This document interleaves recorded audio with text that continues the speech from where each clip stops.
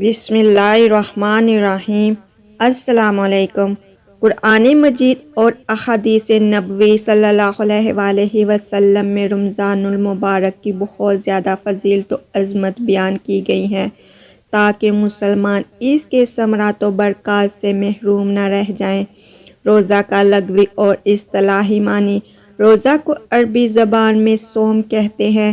صوم کا لغوی معنی امساک یعنی رکنے کے ہیں، اور شرعی اصطلاح میں صبح صادق سے لے کر غروب آفتاب تک کھانے پینے اور عمل مباشرت سے رک جانے کا نام روزہ ہے۔ حضرت شیخ عبد القادر جیلانی رحمۃ اللہ علیہ فرماتے ہیں، رمضان رمز سے ماخوذ ہے اور یہ ایک بارش ہے جو کہ موسم خریف میں برستی ہے۔ تو اس مہینے کا نام رمضان اس سبب سے ہوا کہ وہ ایمانداروں کے جسموں کو گناہوں سے دھو ڈالتا ہے اور ان کے دلوں کو گناہوں کی آلودگیوں سے پاک و صاف کر دیتا ہے۔ روزہ فرض محکم و فرض عین ہے اور دین کا ایک بڑا رکن ہے۔ روزہ کی شرائط 3 قسم کی ہیں۔ روزہ کے وجود ہونے کی شرطیں 4 ہیں: مسلمان ہونا، عاقل ہونا، بالغ ہونا، دارالاسلام میں ہونا، یا جو شہر دارالحرب میں مسلمان ہوا ہو اس کو رمضان کے روزے کی فرضیت کا علم ہونا۔ روزہ کے ادا کی واجب ہونے کی شرطیں 2 ہیں: صحت مند ہونا، مقیم ہونا۔ روزہ کے ادا کی صحیح ہونے کی 2 شرطیں ہیں: نیت اور حیض و نفاق سے پاک ہونا۔ استقبال رمضان میں حضور نبی کریم صلی اللہ علیہ وآلہ وسلم کا خطبہ۔ حضور نبی کریم صلی اللہ علیہ وآلہ وسلم رمضان المبارک کے فضائل اور اس کی خصوصیات کے بیان کا اہتمام فرماتے تھے۔ چنانچہ حضرت سلیمان فارسی رضی اللہ تعالیٰ عنہ کی روایت ہے کہ رسول خدا صلی اللہ علیہ وآلہ وسلم نے ہمارے سامنے عمومی طور پر ایک تقریر فرمائی جس میں آپ صلی اللہ علیہ وآلہ وسلم نے ارشاد فرمایا، اے لوگو، تم پر ایک عظمت اور برکت والا مہینہ سایہ فگن ہو رہا ہے۔ اس مبارک مہینے کی ایک رات شب قدر ہے جو کہ ہزاروں مہینوں سے بہتر ہے۔ اس مہینے کے روزے اللہ تعالیٰ نے فرض کیے ہیں اور اس کی راتوں میں بارگاہ خداوندی میں کھڑا ہونے یعنی تراویح پڑھنے کو نفل عبادت مقرر کیا ہے۔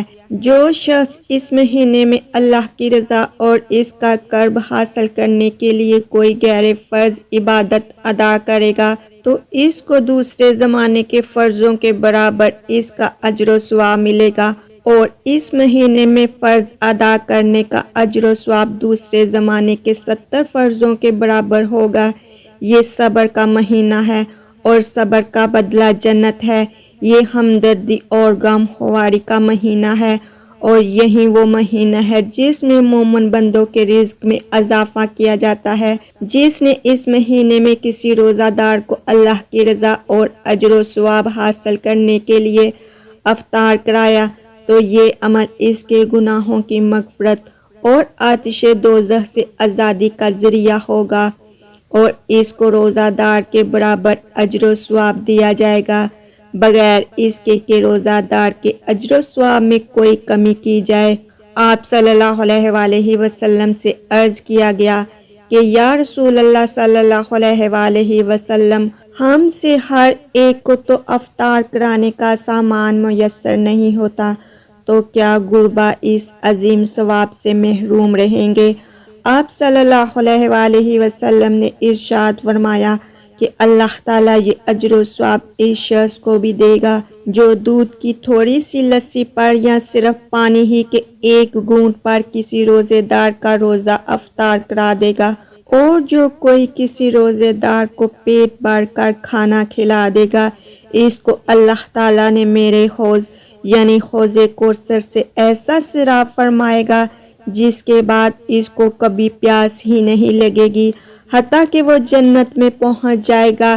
اس کے بعد آپ صلی اللہ علیہ وآلہ وسلم نے ارشاد فرمایا، اس ماہ مبارک کا ابتدائی حصہ رحمت ہے اور درمیانی حصہ مغفرت ہے اور آخری حصہ آتش دوزخ سے آزادی ہے، اور جو آدمی اس مہینے میں اپنے غلام و خادم کے کام میں تخفیف اور کمی کر دے گا، اللہ تعالیٰ اس کی مغفرت فرما دیں گے اور اس کو دوزخ سے رہائی اور آزادی فرمائیں گے۔ روزہ داروں کے لیے 5 خصوصی انعام ہیں۔ حضرت ابو ہریرہ رضی اللہ تعالیٰ عنہ سے حضور اقدس صلی اللہ علیہ وآلہ وسلم کا یہ ارشاد مبارک نقل کیا ہے کہ میری امت کو رمضان المبارک کے بارے میں 5 چیزیں مخصوص طور پر دی گئی ہیں جو پہلی امت کو نہیں ملی۔ روزہ دار کے منہ کی بو اللہ کے نزدیک مشک و عنبر سے زیادہ پسندیدہ ہے۔ نمبر 2، روزہ دار کے لیے دریا کی مچھلیاں تک دعا کرتی ہیں اور افطار کے وقت تک کرتی رہتی ہیں۔ نمبر 3، جنت ہر روز روزے دار کے لیے آراستہ کی جاتی ہے۔ پھر حق تعالیٰ جل شانہ فرماتے ہیں کہ قریب ہے کہ میرے نیک بندے دنیا کی مشقتیں پھینک کر تیری طرف آئیں۔ نمبر 4، اس میں سرکش شیاطین قید کر دیے جاتے ہیں کہ وہ رمضان المبارک میں روزہ دار کو ان کی برائیوں کی طرف نہیں لا سکتا جن کی طرف غیر رمضان میں لا سکتے ہیں۔ نمبر 5، رمضان کی آخری رات میں روزہ داروں کے لیے مغفرت کی جاتی ہے۔ صحابہ کرام رضی اللہ تعالیٰ عنہ نے عرض کیا کہ کیا شب مغفرت شب قدر ہے؟ حضور نبی کریم صلی اللہ علیہ وآلہ وسلم نے ارشاد فرمایا، نہیں، بلکہ دستور یہ ہے کہ مزدور کو کام ختم ہونے کے وقت مزدوری دے دی جاتی ہے۔ نمبر 5، سحری کھانے میں برکت۔ حضور نبی کریم صلی اللہ علیہ وآلہ وسلم کا ارشاد مبارک ہے کہ اللہ تعالیٰ اور اس کے فرشتے سحری کھانے والوں پر رحمت نازل فرماتے ہیں۔ حضرت عبداللہ بن حارث رضی اللہ تعالیٰ عنہ نقل کرتے ہیں کہ میں حضور نبی کریم صلی اللہ علیہ وآلہ وسلم کی خدمت اقدس میں حاضر ہوا۔ اس وقت آپ صلی اللہ علیہ وآلہ وسلم سحری نوش فرما رہے تھے۔ آپ صلی اللہ علیہ وآلہ وسلم نے فرمایا کہ یہ ایک برکت کی چیز ہے جو اللہ تعالیٰ نے تم کو عطا فرمائی ہے، اس کو مت چھوڑنا۔ نمبر 6، روزہ چھوڑنے پر وعید۔ حضور نبی کریم صلی اللہ علیہ وآلہ وسلم کا ارشاد ہے کہ جو شخص بغیر کسی شرعی عذر کے ایک دن بھی رمضان کا روزہ چھوڑ دے تو رمضان کے علاوہ وہ پوری زندگی بھی روزے رکھے، وہ اس کا بدل نہیں ہو سکتا۔ نمبر 7، روزہ غیبت اور رزق حرام سے روکتا ہے۔ حضور نبی کریم صلی اللہ علیہ وآلہ وسلم نے ارشاد فرمایا کہ بہت سے روزہ دار ایسے ہیں کہ ان کے روزہ کے بدلہ میں سوائے بھوکا پیاسا رہنے کے کچھ حاصل نہیں ہوتا، اور بہت سے شب بیدار ایسے ہیں کہ ان کو رات کو جاگنے کی مشقت کے سوا کچھ حاصل نہیں ہوتا، یعنی اس کی غیبت و چگلی کا ذریعہ اور حرام مال کے ساتھ اس کو افطار کر کے اس کے ثواب سے محروم ہوگا۔ نمبر 8، 3 آدمیوں کی دعا رد نہیں ہوتی۔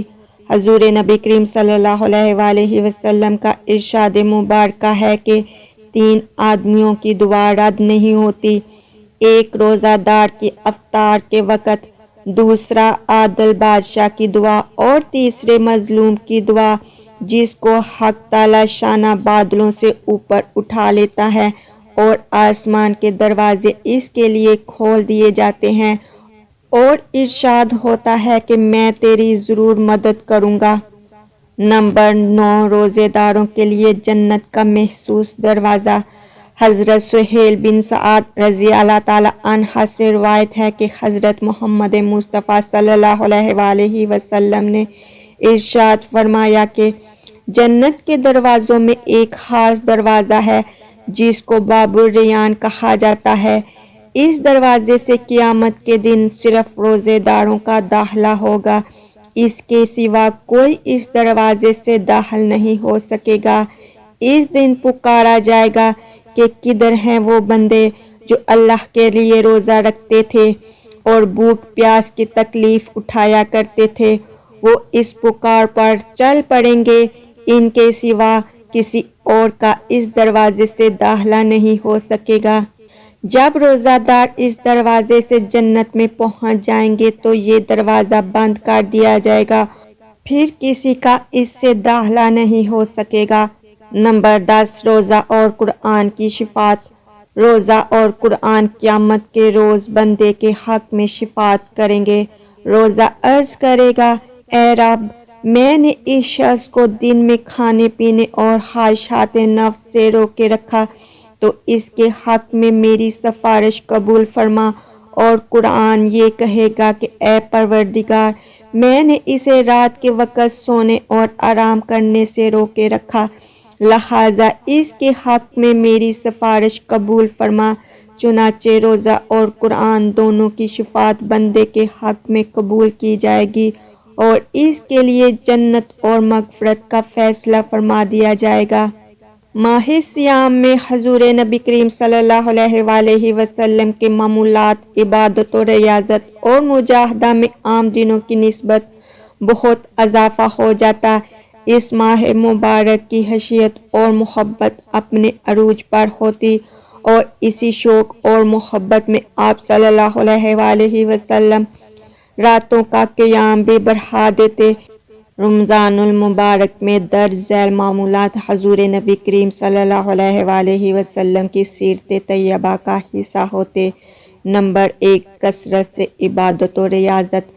امیر المومنین سیدہ عائشہ صدیقہ رضی اللہ تعالی عنہا سے مروی ہے کہ جب ماہ رمضان شروع ہوتا تو رسول اللہ صلی اللہ علیہ وآلہ وسلم کا رنگ مبارک متغیر ہو جاتا، آپ صلی اللہ علیہ وآلہ وسلم کی نمازوں میں اضافہ ہو جاتا، اللہ تعالیٰ سے گر گرا کر دعا کرتے اور اس کا خوف طاری رکھتے۔ نمبر 2 سحری و افطاری۔ رمضان المبارک میں حضور نبی کریم صلی اللہ علیہ وآلہ وسلم کا معمول مبارک تھا کہ آپ صلی اللہ علیہ وآلہ وسلم اپنے روزے کا آغاز سحری کھانے اور اہتمام جلد افطاری سے فرمایا کرتے تھے۔ حضرت انس بن مالک رضی اللہ تعالی عنہ سے مروی ہے کہ سحری کھانے کے متعلق آپ صلی اللہ علیہ وآلہ وسلم نے فرمایا، سحری کھایا کرو کیونکہ سحری میں برکت ہے۔ ایک اور مقام پر حضرت ابو قیس رضی اللہ تعالی عنہ نے حضرت عمر بن العاص رضی اللہ تعالی عنہ سے روایت کیا ہے کہ حضور نبی کریم صلی اللہ علیہ وآلہ وسلم نے فرمایا، ہمارے اور اہل کتاب کے روزوں میں سحری کھانے کا فرق ہے۔ نمبر 3 قیام اللیل و تلاوت قرآن۔ رمضان المبارک میں آپ صلی اللہ علیہ وآلہ وسلم کی راتیں تواتر و کثرت کے ساتھ نماز میں کھڑے رہنا، قرآن مجید کی تلاوت، تسبیح و تحلیل اور ذکر الہی میں مخویت سے عبارت ہیں۔ نماز کی اجتماعی صورت جو ہمیں تراویح میں دکھائی دیتی ہے، اسی معمول کا حصہ ہے۔ حضور نبی کریم صلی اللہ علیہ وآلہ وسلم نے رمضان المبارک میں قیام کرنے کی فضیلت کے بارے میں فرمایا، جس نے ایمان و احتساب کی نیت سے رمضان کے روزے رکھے اور راتوں کو قیام کیا، وہ گناہوں سے اس طرح پاک ہو جاتا ہے جس دن وہ بطن مادر سے پیدا ہوتے وقت گناہوں سے پاک تھا۔ نمبر 4 کثرت صدقہ و خیرات۔ حضور نبی کریم صلی اللہ علیہ وآلہ وسلم کی عادت مبارکہ تھی کہ آپ صدقات و خیرات کا کثرت کے ساتھ اہتمام کیا کرتے اور صحابت کا یہ عالم تھا کہ کبھی کوئی سوالی آپ صلی اللہ علیہ وآلہ وسلم کے در سے خالی واپس نہ جاتا۔ رمضان المبارک میں آپ صلی اللہ علیہ وآلہ وسلم کی صحابت اور صدقات و خیرات میں کثرت سال کے باقی 11 مہینوں کی نسبت اور زیادہ بڑھ جاتی۔ اس ماہ مبارکہ میں صدقہ و خیرات میں اتنی کثرت ہو جاتی کہ ہوا کے تیز جھونکے بھی اس کا مقابلہ نہ کر سکتے۔ حضرت عبداللہ بن عباس رضی اللہ تعالی عنہ سے مروی ہے، جب حضرت جبرائیل امین آ جاتے تو آپ صلی اللہ علیہ وآلہ وسلم بلائی کرنے میں تیز ہوا سے بھی زیادہ صحیح ہو جاتے تھے۔ حضرت جبرائیل علیہ السلام اللہ تعالیٰ کی طرف سے پیغام محبت لے کر آتے تھے۔ رمضان المبارک میں چونکہ وہ عام دنوں کی نسبت کثرت سے آتے تھے، اس لیے حضور نبی کریم صلی اللہ علیہ وآلہ وسلم ان کے آنے کی خوشی میں صدقہ و خیرات بھی کثرت سے کرتے۔ نمبر 5 اعتکاف۔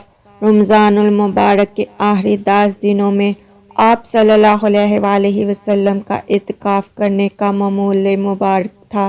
امیر المومنین عفیفہ کائنات حضرت سیدہ عائشہ صدیقہ رضی اللہ تعالی عنہا سے مروی ہے کہ حضور نبی کریم صلی اللہ علیہ وآلہ وسلم رمضان المبارک کو آخری 10 دن اعتکاف تھے، یہاں تک کہ اللہ تعالیٰ کے حکم سے آپ صلی اللہ علیہ وآلہ وسلم وصال فرما گئے۔ اسی طرح ایک دوسری روایت جو کہ حضرت سیدنا ابو ہریرہ رضی اللہ تعالی عنہ سے مروی ہے کہ حضور نبی کریم صلی اللہ علیہ وآلہ وسلم ہر سال رمضان المبارک کے 10 دن اعتکاف فرماتے تھے، اور جس سال آپ صلی اللہ علیہ وآلہ وسلم کا وصال مبارک ہوا، اس سال آپ صلی اللہ علیہ وآلہ وسلم نے 20 دن اعتکاف فرمایا۔ ناظرین گرامی، ہمیں اللہ تعالیٰ کے اس ماہ مبارکہ میں اپنے لیے، اپنے عزیز و اقارب کے لیے اور وطن عزیز پاکستان کے لیے، پورے عالم اسلام کے لیے دعائیں مانگنی چاہیے کہ اللہ تعالیٰ ہم سب کو ایمان و صحت و تندرستی و سلامتی و عافیت عطا فرمائے۔ آمین یا رب العالمین۔